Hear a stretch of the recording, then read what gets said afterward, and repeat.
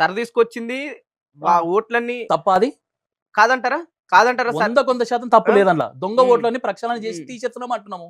దాంట్లో తప్పేముంది? హ్మ్. నువ్వు నిజాయితీ పరుడువైతే, నీ ఓటు ఒకటే దగ్గర హ్మ్. గనుక ఉన్నట్లయితే, నువ్వు ఇంకెందుకు భయపడతావు నువ్వు? బీజేపీ ఓడిపోతాయనే భయంతోని చాలా మంది ఓటర్లని పక్కదోవ ఓడిపోతామనే పట్టిస్తుంది. భయంతోని హ్మ్. ఎవరుంటారంటే, దొంగ ఓట్లు వేసుకున్నటువంటి వ్యక్తులు హ్మ్. సర్ ద్వారా దొంగ ఓట్లు పోతే వాడు భయపడతాడు గానీ, హ్మ్. నిజాయితీగా పోతున్నటువంటి వ్యక్తులు మేమెందుకు భయపడతాం? హ్మ్. నిజంగానే మాకు గనుక స్వార్థం గనుక ఉన్నట్లయితే, నిజంగానే మేము దొంగ ఓట్లతోని మేము ప్రబలం చెంది, మేము అధికారంలో కూర్చోవాలని ఒక ఆశ గనుక ఉన్నట్లయితే, ఈ ఓట్లనన్నిట్లని కూడా ప్రక్షాళన చేయకపోయేది. ఈరోజు రాహుల్ గాంధీ బీజేపీ పార్టీ బీహార్‌లో ఏ విధంగా దొంగ ఓట్లు నమోదు చేసిందని చెప్పేసి పెద్ద ఎత్తున కట్టలు పెట్టి రండి మరి సర్‌కి దానికి ఎక్కడ సర్‌కి కూడా సపోర్ట్ కౌంటర్ చేయండి. ఇవ్వలేకపోయింది సర్‌కి బీజేపీ. మద్దతు తెలపండి అంటున్నా మరి. దొంగ హ్మ్. ఓట్లు ఉన్నాయంటున్నారు కదా! సర్‌కి మద్దతు తెలపండి. హ్మ్. ఆధార్ కార్డ్‌తోని లింక్ చేసే ప్రయత్నం చేస్తున్నాడు. దానికి హ్మ్. మద్దతు తెలపండి. కావాలంటే కాంగ్రెస్ పార్టీకి గనుక చిత్తశుద్ధి గనుక ఉన్నట్లయితే ఏదైతే ఆధార్ కార్డ్ కావచ్చు, మిగతా విషయాలలో బయోమెట్రిక్ ఏ విధంగా ఉందో అలాంటి విధానాన్ని తీసుకురండి అని చెప్పి ధైర్యంగా చెప్పొచ్చు కదా! హ్మ్. ఎందుకు పార్లమెంట్‌లో తప్పించుకునే ప్రయత్నం చేస్తున్నారు? హ్మ్. దొంగ ఓట్లు ఎవరికున్నాయండి? ఈరోజు ఓల్డ్ సిటీలో పోతే ఒక్కొక్కరు 10 ఓట్లు, 3 ఓట్లు, 4 ఓట్లు హ్మ్. ఇస్తారు. మీ అందరికి కూడా తెలవదా?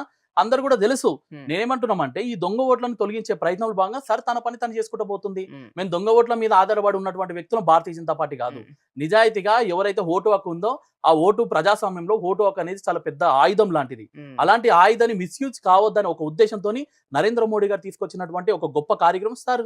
హ్మ్. దానికి మీరు వ్యతిరేకంగా ఎందుకు పోతున్నారు? హ్మ్. మీరు తీసుకురండి దొంగ ఓట్లయి.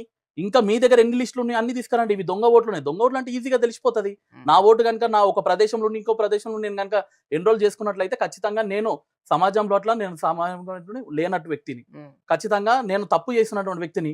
తప్పు చేసినటువంటి వ్యక్తికి శిక్షగా భాగంగా ఒక హ్మ్. ఓటుని తొలగిస్తే దాంట్లో తప్పేముంది దాంట్లో? హ్మ్. అట్లా భారతీయ జనతా పార్టీకి సంబంధించినటువంటి వ్యక్తులు చేస్తలేరు దీంట్ల.